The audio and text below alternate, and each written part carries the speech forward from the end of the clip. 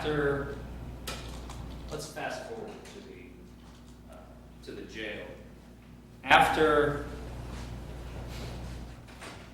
Deputy Stiles has given him the intoxilizer machine and asked him whether or not he would like his own independent blood draw, he stated yes. Correct. Were you present in the room when he said that? Yes. And therefore you drove him to HMA's, which is Yes. after you arrived at HMH, you've testified that you arrived through the ER.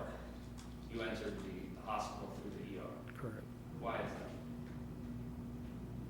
that? Because that's the way we go in.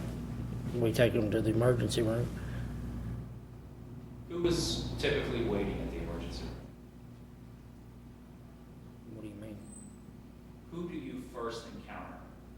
Is it one of the nurses? Is there a receptionist? Who do you We see? went to the nurse and then they referred us to the receptionist to get signed in.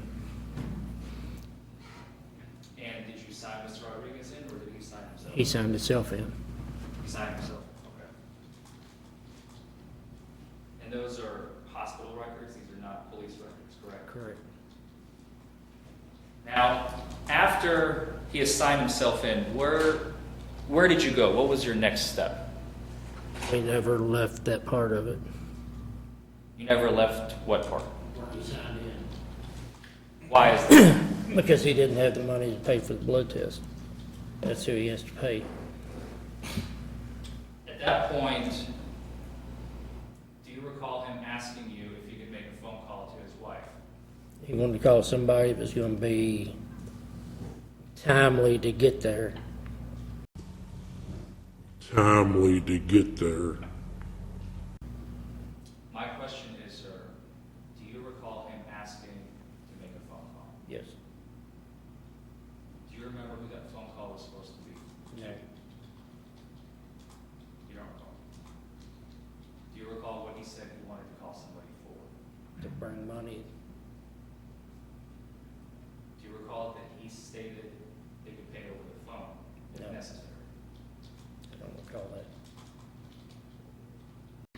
After he asked for his phone call, do you recall your response being, we don't have time for that? Correct.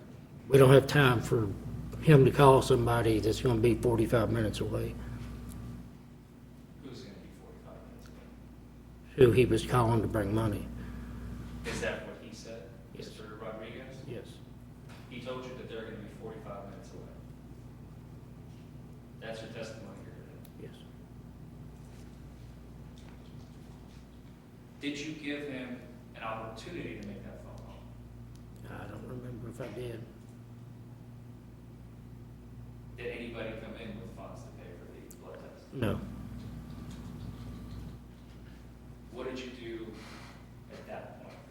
Returned him to Hardin County Jail. No further questions.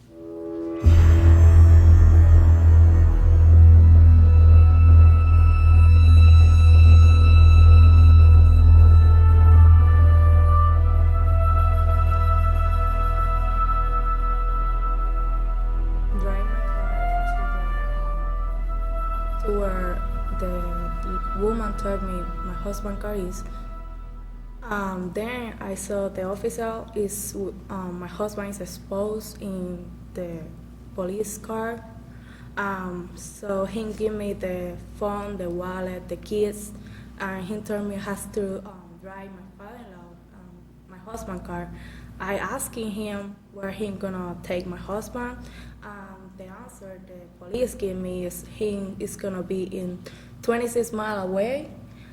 Plus, I don't gonna see my husband for at least another day. That's what the police told me. After you arrived, you said that you got, who gave you the wallet, the keys, the personal possession? The officer? The officer that was at the scene. Yes, sir. And after you arrived in Fort Knox, did you stay there? No, I pick up my another sister-in-law, so I go to the detention center. Why did you go to the detention center?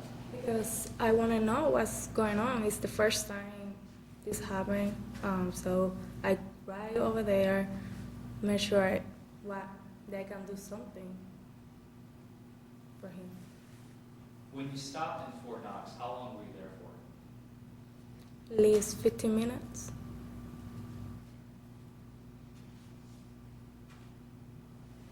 So when you arrived at the Hardin County Jail, that's here in town, right? How many cell phones did you have with you? I have two with me. My two sister-in-law is with me, so it's 4 cell phones. And did you have, you also stated you had Mr. Rodriguez's wallet. Did you bring him with you? Yes, sir. And the two phones that you had, one was yours and the other My husband's cell phone. was your husband's. And how far, do you know how far the Hardin Memorial Hospital is from the Hardin County Jail? No, sir. I mean, is it 30 minutes? Is it 5 minutes? I really like 5 minutes. So it's fairly close by.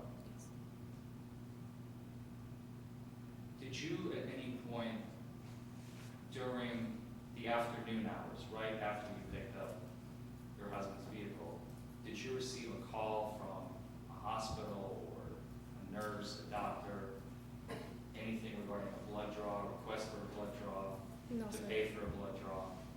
No, sir. If you were requested to pay, say, somewhere between $100 and $300, did you have those funds available, Yes, sir. Absolutely. either personally or using Mr. Rodriguez's credit or debit card? And once again, you received no phone call. No phone call.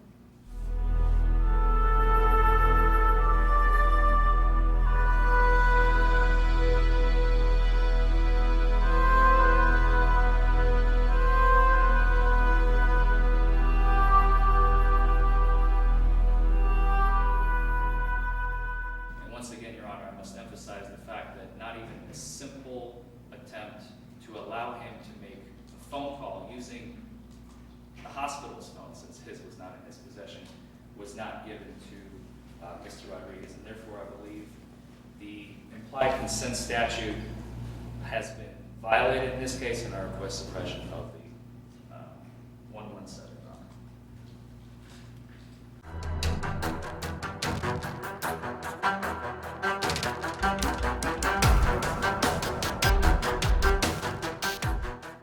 In this case, he's the sole officer of the community, quite some distance away.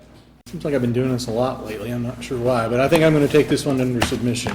I think this is a relatively close call. I think there's been some cases since Long that I want to review as well to kind of give me different kinds of circumstances that this has occurred in. Seems like there's a case that talks about the telephone call as well. It was in 2010 or 2011, but I don't recall right offhand. So I'm going to take this case under submission. I'm going to get you a written ruling out.